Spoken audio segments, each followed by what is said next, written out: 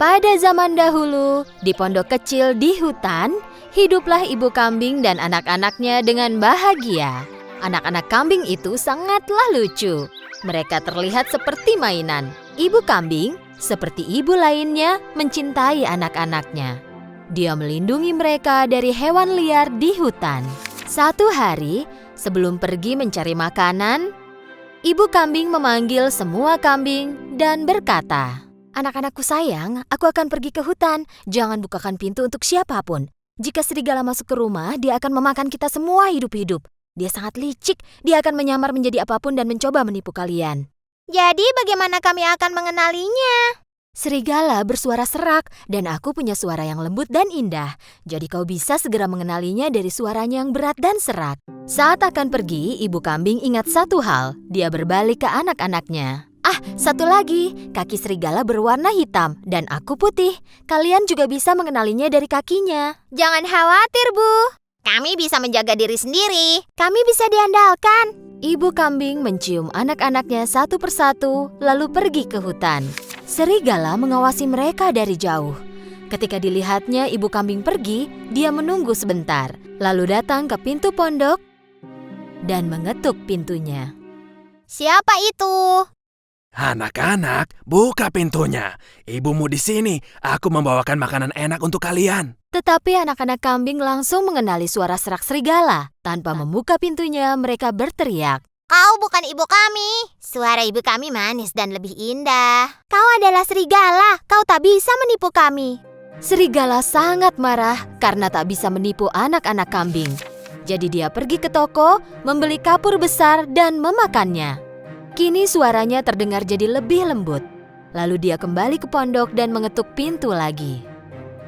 Kali ini, serigala mulai berbicara dengan suara lembut. Anak-anakku, buka pintunya. Ini ibu kalian. Aku bawakan makanan dari hutan untuk kalian. Mendengar suara lembut serigala, anak kambing pikir itu benar-benar ibu mereka. Tepat saat mereka akan membuka pintu, salah seorang dari mereka berteriak, Tunggu! Mari kita periksa kakinya dari bawah pintu." Tentu saja mereka melihat kaki hitamnya serigala dari bawah pintu. Mereka pun berteriak lagi tanpa membuka pintu. Kami tak akan membukakan pintu untukmu. Kaki ibu kami tidak hitam. Warnanya putih. Kau pasti serigala. Dengan sangat marah, serigala pun pergi. Kali ini dia pergi ke toko roti. Ketika tukang roti melihat serigala di hadapannya, dia sangat kaget. Aku sekarang vegetarian, jadi aku hanya makan pasta. Boleh ku minta tepung? Serigala keluar dari toko roti dengan sekantung tepung. Saat mendekati pondok, dia membuka kantung dan menuang seluruh tepung ke kakinya.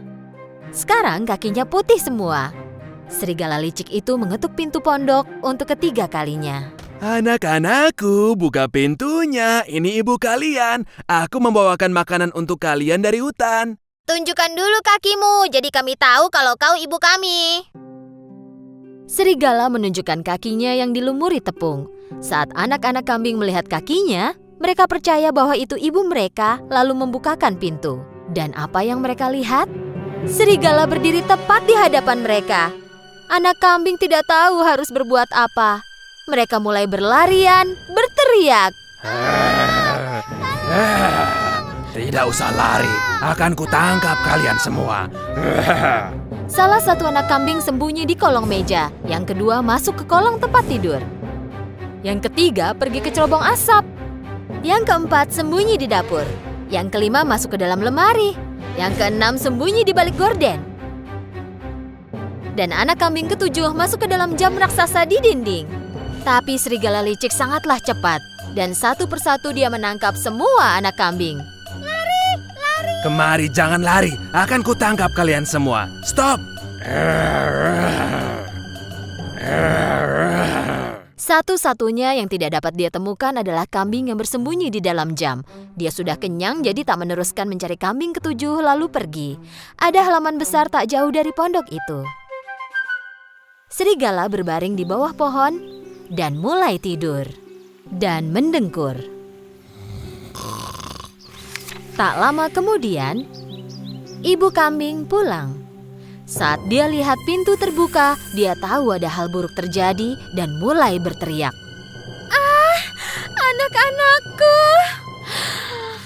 Saat masuk, ibu kambing terkejut. Meja dan kursi terbalik, gorden robek, tempat tidur berantakan, bantal dan sprei tergeletak di lantai. Ibu kambing mencari anak-anaknya tapi tak menemukannya. Dia mulai meneriakkan nama mereka satu persatu, tapi tak seorang pun yang menjawab. Akhirnya, nama anak terakhir pun dipanggil, dan dia mendengar suara bernada tinggi. Aku di dalam jam besar, Ibu. Ibu kambing berlari ke jam besar dan mengeluarkan anaknya. Ibu kambing dan anaknya berpelukan. Anak kambing itu mulai bercerita sambil menangis.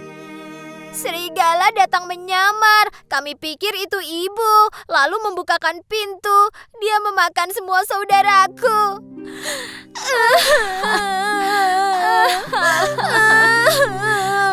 Anak-anakku. Ibu kambing sangat marah. Dia menangisi anak-anaknya. Dengan satu anak yang tersisa, dia berjalan keluar dan menuju ke halaman. Kemudian mereka melihat serigala tidur di bawah pohon. Serigala mendengkur keras sehingga membuat cabang pohon bergoyang. Ibu kambing mengamati serigala. Dia sadar bahwa di dalam perut serigala ada sesuatu yang bergerak. Ya ampun, apa itu anak-anakku ada di dalam perutnya dan mereka masih hidup? Ibu kambing menyusun rencana dan berkata ke anaknya, "Larilah ke rumah dan bawakan jarum, benang, dan gunting." Saat kambing kecil berlari pulang, ibu kambing mengumpulkan 6 batu besar dari tanah. Kemudian kambing kecil kembali dengan jarum, benang, dan gunting besar. Ibu kambing menggunting perut serigala. Dia segera melihat anak-anaknya. Lalu yang lain pun kelihatan satu persatu.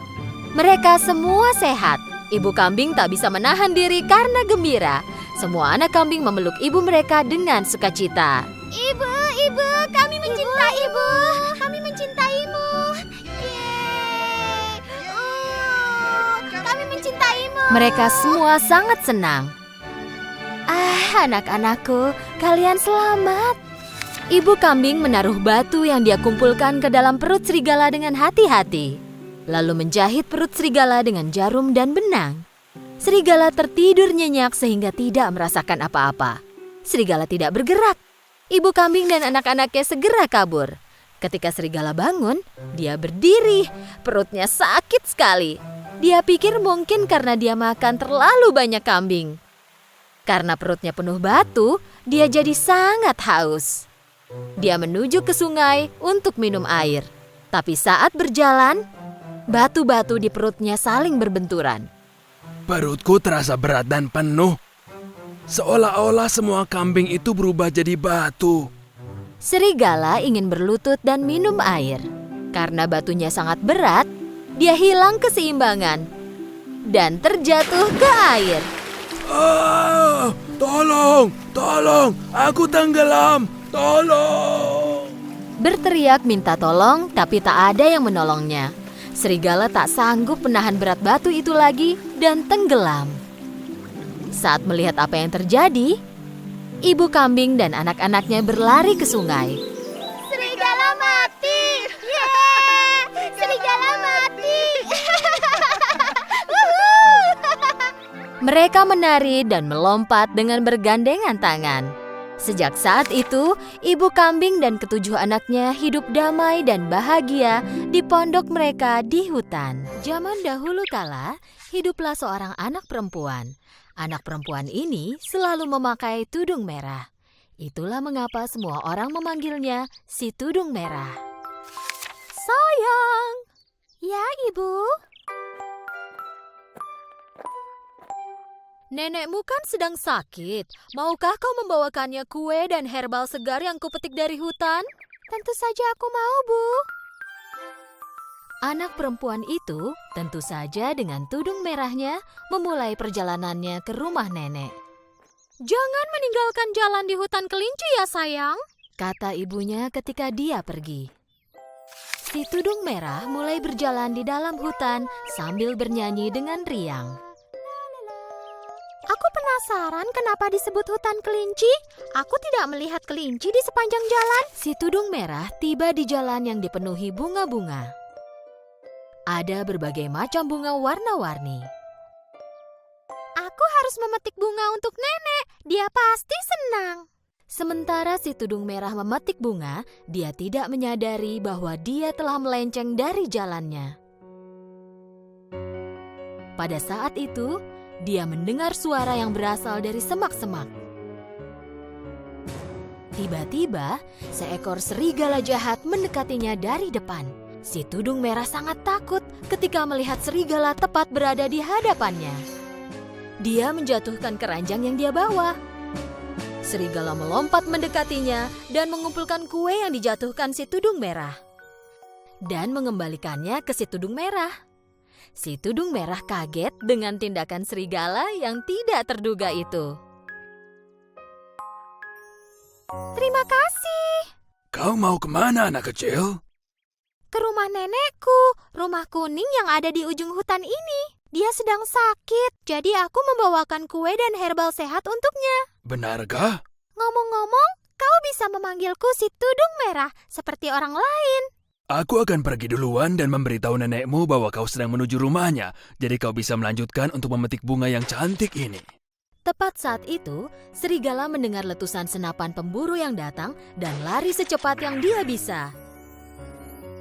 Si tudung merah melihat sekeliling dan mulai menangis. Dia sadar bahwa dia tersesat.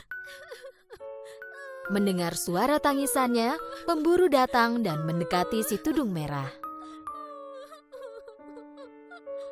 Apa yang kau lakukan sendirian di sini, anak kecil? Di sini sangat berbahaya. Aku mencari serigala jahat yang sudah lama kuburu. Si tudung merah sangat malu karena tidak mendengarkan nasihat ibunya dan pergi meninggalkan jalan di hutan kelinci. Jadi dia tak bisa memberitahu pemburu bahwa dia bertemu si serigala. Begini, aku membawakan kue untuk nenekku yang sakit. Dia tinggal di ujung hutan ini dan aku tersesat. Kalau begitu, biar ku antar kau ke rumah nenekmu.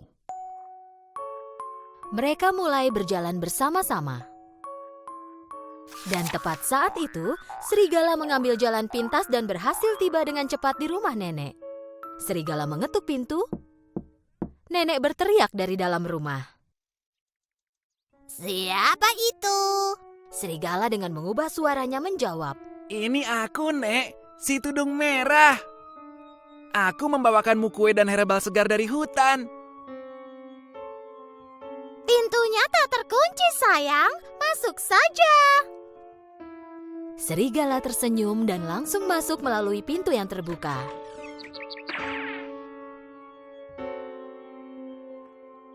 Tak berapa lama kemudian, si tudung merah dan pemburu tiba di rumah nenek. Ayo anak kecil, cepat temuilah nenekmu.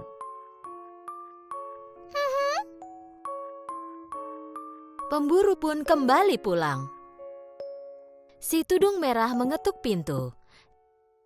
Neneknya berteriak dari dalam rumah. Siapa itu? Ini aku, Nek, si tudung merah. Pintunya tak terkunci, sayang. Masuk saja. Si tudung merah ragu-ragu sebentar. Karena suara yang dia dengar sedikit berbeda dari suara neneknya. Dia lalu ingat bahwa neneknya sedang sakit. Suara nenek mungkin seperti itu karena dia sedang sakit. Si tudung merah membuka pintu lalu masuk ke dalam rumah. Serigala yang memakai pakaian nenek dengan topi tidur dan kacamata nenek berbaring di tempat tidur. Dia juga menutup tirai sehingga di dalam terlihat gelap dan si tudung merah tidak dapat mengenali dia. Terima kasih, sayang, telah repot-repot ke sini untuk membawakan makanan untukku. Kemarilah mendekat supaya aku bisa memelukmu. Kemarilah, sayang. Mendekatlah. Si tudung merah meletakkan keranjangnya di lantai.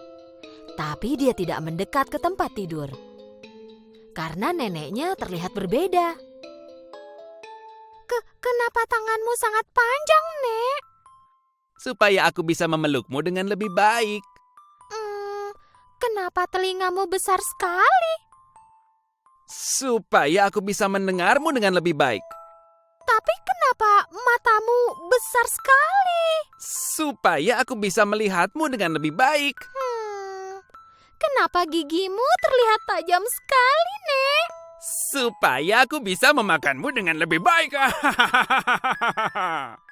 Serigala melompat dari tempat tidur dan menangkap si tudung merah. Si tudung merah menyadari bahwa yang berbaring di tempat tidur bukan neneknya, tapi serigala jahat yang ditemuinya di jalan tadi. Tolong aku! Pemburu mendengar jeritan si tudung merah. Tolong aku! Dan langsung berlari ke rumah nenek. Masuk melalui pintu yang terbuka dan segera menangkap serigala jahat. Akhirnya aku menangkapmu, serigala jahat. Sekarang kau ada di tanganku. Terima kasih telah menyelamatkan kami, Tuan Pemburu. Sama-sama. Tapi berjanjilah anak kecil, kau tak akan pernah lagi melupakan nasihat ibumu. Dengan bersemangat, nenek memakan semua kue yang dibawakan si tudung merah untuknya. Nenek merebus herbal sehat menjadi secangkir teh herbal dan langsung sembuh. Si tudung merah berjanji pada neneknya bahwa dia takkan pernah mau percaya pada ucapan serigala jahat lagi. Si tudung merah mulai berjalan lagi di dalam hutan sambil bernyanyi dengan riang. Di jalan, dia berpapasan dengan serigala jahat lagi. Serigala dihukum oleh pemburu untuk membersihkan hutan. Dan serigala sangat malu akan perbuatannya ketika dia melihat si tudung merah. Hutan kelinci kini dipenuhi sukacita, kelinci dan bunga-bunga sama seperti sebelumnya.